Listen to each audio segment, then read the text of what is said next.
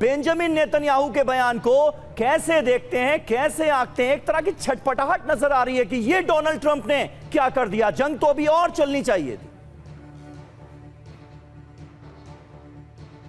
देखिए, हमें थोड़ा सा बड़ी पिक्चर समझना निहायत जरूरी है। बड़ी पिक्चर यह है कि इजराइल के जो प्राइम मिनिस्टर हैं नेतान्याहू, वो नहीं चाहते हैं कि ये लड़ाई समाप्त हो जब तक उनका मेन मुद्दा जब हम बात करते हैं, ऑब्जेक्टिव की बात करते हैं, वो हासिल ना हो।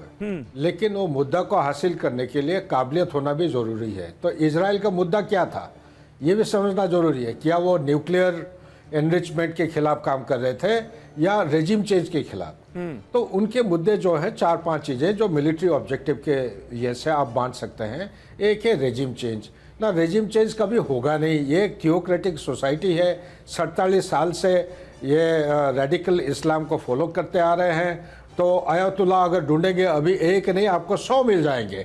इतना डिसेंट्रलाइज हो रखा है, इकोसिस्टम पूरा बदल रखा है। सही बात। Dispersion of leader, dispersion of infrastructure, dispersion of उनकी जो command control and coordination centre जो है वो ऐसा कर रखे हैं ताकि वो बोलते हैं ना, मकड़ी की जाल का एक धागा, एक थ्रेड टूट सकता है लेकिन पूरा जाल नहीं टूटेगी। हाँ। और जो मकड़ी हो वो बिल्कुल एक जगह वो स्टेबल स्टेटस में रहेगा। नंबर 1 ये चीज़। दूसरा पॉइंट यहाँ पे है, वो चाह रहे, ये एक एग्जिस्टेंशियल चैलेंज है इजिप्ट के लिए। ये एग्जिस्टेंशियल चैलेंज ना यूएस समझ पाएगा जो 11,000 किलोमीटर दूर है कहाँ से, ईरान से, ना इसको और कोई देश इसको सही तरीके से समझ पाएगा। इजराइल नहीं चाह रहा है कि ईरान यहाँ पे एग्जिस्ट करे मैप के ऊपर। ईरान नहीं चाह रहा है कि इजराइल मैप के ऊपर एग्जिस्ट करे।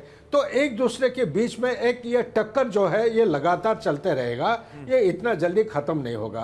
तो मेरे विचार के मुताबिक संक्षेप में इतना कहूँगा कि इजराइल का एक डॉक्ट्रिन है, उसको कहते हैं ऑक्टोपस डॉक्ट्रिन। ऑक्टोपस का जो सर है वो ईरान है, जो उसके टेंटिकल हैं वो एक जगह हुतीज बैठे हैं, दूसरी जगह हमास, ईरान के प्रॉक्सीज, तीसरी जगह हिजबुल्लाह और चौथे जगह जो है हादिल अल साहिब बोलते हैं।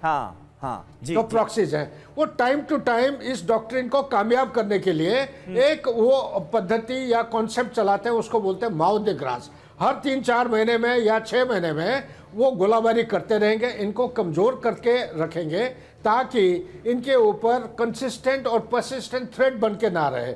इसको बोलते हैं माउ द ग्रास। जैसे ग्रास लॉन को माउ करते हैं, इसी तरह टाइम टू टाइम वो माउ करेंगे। मेरे नज़र में यही दिख रहा है, इसके अलावा और कोई रास्ता नहीं है। ये लड़ाई चलती रहेगी और शिया सुन्नी के बीच में जो लड़ाई अभी भी लागू है आगे के लिए भी चलती रहेगी। Back to you please. ठीक है, यानी आप ये महत्वपूर्ण बात कह रहे हैं कि लड़ाई अभी खत्म होने वाली नहीं है, ये लड़ाई आगे चलती रहेगी और शिया वर्सेस सुन्नी की जो जंग है, जो लड़ाई है, वो भी आगे बढ़ सकती है आने वाले वक्त में। और वो तो हम देख ही रहे थे, सीधे सीधे ईरान वर्सेस अरब मुल्क का जो मुद्दा है वो किस तरह से चरम पर पहुंचता हुआ नजर आ रहा था, तनाव कैसे बढ़ता हुआ नजर आ रहा था। और देखिए, ईरान पर ट्रंप का एक और बड़ा बयान आया है। ईरान हमसे डील करना चाहता है, ट्रंप कह रहे हैं 5 दिन के अंदर ही डील संभव है। इतने पॉजिटिव नजर आ रहे हैं डोनाल्ड ट्रंप। ईरान पर डोनाल्ड ट्रंप का ये रुख देखिए, सीधे तौर पर ट्रंप की तरफ से कहा गया है कि ईरान हमसे डील करना चाहता है, 5 दिन के अंदर ही डील हो जाएगी। यह भी अब मुमकिन नजर आ रहा है डोनाल्ड ट्रंप को। और उत्तरी इजराइल में हमले का सायरन बजा है। ईरान के मिसाइल हमले का अलर्ट जारी हुआ है। किरियत शिमोना में बंकर में घुसे लोग। तो देखिए, एक तरफ अमेरिका का यह रुख कि 5 दिन तक हमले नहीं होंगे, डोनाल्ड ट्रंप ने यह आदेश दिए हैं। दूसरी तरफ ना इजराइल रुकने का नाम ले रहा है, ना ही ईरान की मिसाइलें रुकने का नाम ले रही हैं। किरियत शिमोना में बंकर में जाना पड़ा इजराइल के लोगों को एक बार फिर, क्योंकि मिसाइल हमले का अलर्ट जारी हुआ है।